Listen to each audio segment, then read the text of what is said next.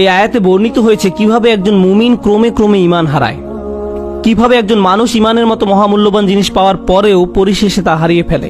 রাতারাতি কোনো ব্যক্তির ঈমান ধ্বংস হয়ে যায় না, একদিন সকালে ঘুম থেকে উঠে কোনো ঈমানদার ব্যক্তি মুনাফিক হয়ে যায় না। এটা একটা পর্যায়ক্রমিক প্রক্রিয়া। এই প্রক্রিয়াটি এই নিরন্তর বাণীতে প্রকাশিত হয়েছে, বালা অবশ্যই তোমরা আমাদের সাথে ছিলে, ওয়ালাকিন্নাকুম ফাতানতুম আনফুসাকুম। আমি প্রথমে সহজ অনুবাদ বলছি, পরে ব্যাখ্যা করব। ওয়ালাকিন্নাকুম ফাতানতুম আনফুসাকুম। 1 নম্বর, তোমরা নিজেরাই নিজেদের বিপদগ্রস্ত করেছো। আরবিতে ফাতানা শব্দটির অর্থ হচ্ছে কোনো কিছুতে পরীক্ষাতে ফেলা। স্বর্ণ গলিয়ে তার খাদ ফেলে দিয়ে ধীরে ধীরে বিশুদ্ধ করার প্রক্রিয়াটিকেও ফাতানা বলা হয়। স্বর্ণ নিখাত করার প্রক্রিয়াটি কিন্তু সহজ নয়, বরং এটি একটি যন্ত্রণাদায়ক দহন প্রক্রিয়া। ফাতানতুম আনফুসাকুম এর অনেকগুলো ব্যাখ্যা আছে, তবে আজকের খুতবার জন্য একটা বিষয়কে হাইলাইট করব। তুমি নিজেকে বারংবার জেনে বুঝে এমন পরিস্থিতিতে ফেলেছ যেখানে তোমার ঈমান পদে পদে কঠিন পরীক্ষার সম্মুখীন হবে। এখানে জিনিসটা বোঝার চেষ্টা করুন, ঈমানের জন্য ক্ষতিকর হবে জেনেও আপনি বারবার নিজেকে এমন পরিবেশের সম্মুখীন করেছেন এবং নিজেকে বুঝিয়েছেন আমি এটা সামলে নিতে পারবো। আপনি নিজেকে এমন সব বন্ধু আত্মীয় স্বজন দিয়ে পরিবেষ্টিত করে রেখেছেন যারা খারাপ কাজ করে, খারাপ কথা বলে, অশ্লীল জিনিস দেখে, কিন্তু আপনি নিজেকে বুঝিয়েছেন আমি তাদের মতো না। আপনি বারবার ওই সব পরিবেশে যেতেন, আপনি এমন সব আড্ডায়, জায়গায়, পরিস্থিতিতে দিনের পর দিন, মাসের পর মাস, বছরের পর বছর মিশেছেন। আপনি নিজেকে প্রবোধ দিয়েছেন এইসব আমার উপরে কোনো প্রভাব ফেলবে না, সবাইকে প্রভাবিত করলেও আমাকে করবে না। এমনিতেই তারা ঈমান হারা হয়ে যায়নি। ঈমান ধ্বংসের প্রথম ধাপটি হচ্ছে অসৎসঙ্গ।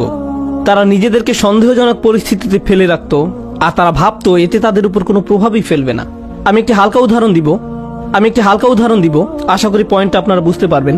বাসায় যখন অনেক তেল মশলা দিয়ে রান্না করেন তখন সারা বাড়িতে সেই গন্ধে ভরে যায়। আপনি বাসার ভেতর থেকে সেই গন্ধ বুঝতে পারবেন না, কিন্তু যখন বাইরে থেকে একজন বাসায় প্রবেশ করে, বিশেষত কোনো আরব যদি আসে, সে ভাবে যে কোনো দূষিত পরিবেশে এসে পড়েছে। কয়েক ঘন্টা পার হওয়ার পর সে অভ্যস্ত হয়ে যায়, শুধু অক্সিজেন মনে হয়। ঠিক একইভাবে আপনি প্রথমে খারাপ কোনো পরিবেশে গমন করলে সাথে সাথে বুঝতে পারেন এটা ঠিক নয়, আমি খারাপ হয়ে যাব, আমার এখানে থাকা উচিত নয়। আপনার অন্তর অস্বস্তি অনুভব করে। কিন্তু আপনি যদি বারবার এই পরিবেশে যেতে থাকেন, তখন কি হবে? আপনি আর খারাপ বোধ করবেন না। কেউ যদি জীবনে প্রথমবার কোনো ধূমপায়ীর পাশে বসে, তখন সিগারেটের গন্ধে সে কাশতে থাকবে, চোখ দিয়ে পানি আসবে, ফ্রেশ বাতাসের জন্য ছটফট করবে এবং সে দ্রুত সেই জায়গা ছেড়ে চলে যেতে চাইবে। বছরখানেক পর এটাই তাদের অক্সিজেনে পরিণত হয়। সিগারেট ছাড়া তারা নিঃশ্বাসও নিতে পারে না। তাহলে প্রথম সমস্যা হলো আপনি নিজেকে অসৎ পরিবেশে ফেলে রাখেন। ফাতানতুম আনফুসাকুম। দ্বিতীয় সমস্যাটি কি ছিল? দ্বিতীয় সমস্যাটি ছিল ওয়াতারাব্বাসতুম। তোমরা প্রতীক্ষা করেছো, দীর্ঘসূত্রিতা করেছো। এখানে দীর্ঘসূত্রিতা বলতে কি বোঝানো হচ্ছে? আপনি বুঝতে পেরেছিলেন যে এটা খারাপ, আপনার নিজের বিবেকের মাধ্যমে আপনি বুঝতে পেরেছিলেন যে আমার নিজেকে পরিবর্তন করা উচিত, কিন্তু নিজেকে বুঝিয়েছেন ইনশাআল্লাহ আমি খুব দ্রুত নিজেকে পরিবর্তন করব। আমি জানি নিজেকে পাল্টাতে হবে, আমি জানি এটা খারাপ, শুধু এই সপ্তাহ পরেই আমি সম্পূর্ণ ভিন্ন মানুষে পরিণত হব। বেশি না, আর একটা সেমিস্টার 2 মাস ওই বকে যাওয়া বন্ধুদের সাথে থাকবো, তারপর আমি অন্য কোর্স নিব। এখন ওদেরকে রাগানো ঠিক হবে না। আমি জানি এটা খারাপ, শুধু এই 1 মাস আমি এসব করব। আর এই 1 সপ্তাহ, এই আর 1টা বা 2টা পার্টি, 1টা 2টা ড্রিঙ্কস, এভাবে আপনি নিজেকে বলতে থাকেন। আর সামান্য একটু এই 9-10 মাস পরেই তো রমজানে সব ছেড়ে দিব, পুরাই চেঞ্জ হয়ে যাব। আমার প্ল্যান আছে হজে যাওয়ার। হজ থেকে আসার পর দেখবেন আমি কেমন ভালো মানুষে পরিণত হই। এভাবে আপনি নিজেকে বলতে থাকেন, আর সামান্য একটু, কিন্তু সে পর্যন্ত আমার জন্য দোয়া করতে থাকুন। ওয়াতারাব্বাসতুম। এই মুহূর্ত থেকে নিজেকে পরিবর্তন করতে চান না। আপনি নিজেকে শুধু খারাপ পরিবেশে ফেলেই রাখছেন না, এখনো নিজেকে পরিবর্তনের জন্য কোনো পদক্ষেপ নিতেও প্রস্তুত নন। মনে হচ্ছে আপনার কাছ থেকে অনেক বেশি কিছু চাওয়া হচ্ছে। যেভাবে আছেন সেভাবেই থাকতে চান, আরো কিছু খারাপ উপভোগ করতে চান। এটাই ওয়াতারাব্বাসতুম।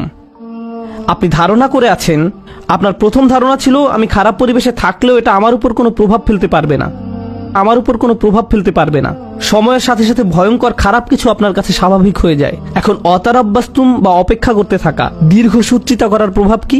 আপনি ভাবছিলেন আপনি যে কোনো সময় এই খারাপ কর্ম পরিত্যাগ করতে পারবেন, সব খারাপ সঙ্গ থেকে যে কোনো সময় সরে আসতে পারবেন। আমি তো আর আসক্ত না, আমার তো আর এটার দরকার নেই, আমি তো আর এর সাথে আটকে যাইনি, যখন তখন বেরিয়ে যেতে পারবো। কিন্তু বাস্তবতা এটা নয়। যত বেশি সময় আপনি এর সাথে জড়িয়ে থাকবেন আপনি তত বেশি এতে আসক্ত হবেন, তারপর এর থেকে বেরিয়ে যাওয়া অসম্ভব হয়ে পড়ে। আপনি আষ্টে পৃষ্ঠে মাথা পড়েন, সম্পূর্ণ ডুবন্ত অবস্থায় নিজেকে আবিষ্কার করেন। আপনি এখন জানেনও না এই পরিবেশের বাইরে সুস্থ জীবনের মানে কি। এরপর আপনি নিজেকে বলতে শুরু করেন, অনেক দেরি হয়ে গেছে, আর সম্ভব না। এরকম ঘটার পর এক অপরাধ বোধের জন্ম নিবে। আমি বহুদিন ধরে এত এত পাপ কাজ করে আসছি, আমার আরো অনেক আগেই তওবা করা উচিত ছিল, এখন অনেক দেরি হয়ে গেছে।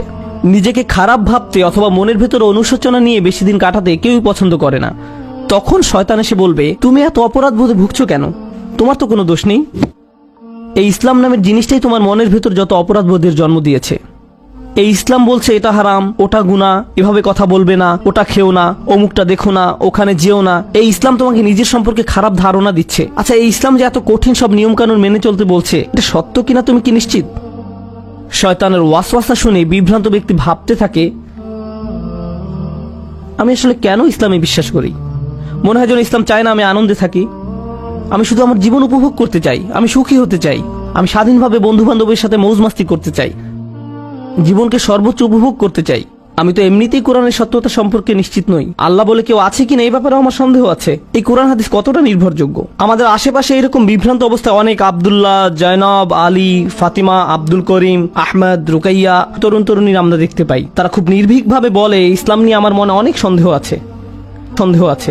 আর এই মানুষগুলো এমন নয় যে তাদের দর্শন শাস্ত্রে পিএইচডি রয়েছে বা ইসলামের ইতিহাসে ব্যাপক জ্ঞান রয়েছে, কিংবা এসব বিষয়ে বহুদিনের অধ্যয়নের ফলে তাদের মনে ধীরে ধীরে সংশয়ের জন্ম নিয়েছে। আসল ব্যাপার তা নয়। এরা নিজেদের জন্য জেনে বুঝে খারাপ সঙ্গ এবং অসৎ পরিবেশ বেছে নিয়েছিল। আমি যেমন শত শত মানুষের সাথে কথা বলেছি, তারা আক্ষরিক অর্থে এই আয়াতের ভিতরে জীবনযাপন করছে। তোমরা নিজেরাই নিজেদেরকে বিপদগ্রস্ত করেছো, প্রতীক্ষা করেছো, সন্দেহ পোষণ করেছো এবং অলিক আশার পেছনে বিভ্রান্ত হয়েছো। অবশেষে আল্লাহর আদেশ এসে পৌঁছেছে। তারপর এক সময় তারা ধর্ম নিয়ে সন্দেহ পোষণ করতে থাকে, কিন্তু তাদের এই সন্দেহের সাথে যুক্তি বা বুদ্ধির কোনো সম্পর্ক নেই। ওয়ারতাবতুম, সন্দেহ পোষণ করেছে। জানেন সন্দেহ কি করে? সন্দেহ প্রথমে তাদের ইসলামের গণ্ডি থেকে বের করে দিবে। তারা এভাবে নিজেকে সান্ত্বনা দিবে, এটা তো আসলে পুরোপুরি সত্য না, সুতরাং এটা না মানার কারণে আমার খারাপ অনুভব করার দরকার নেই।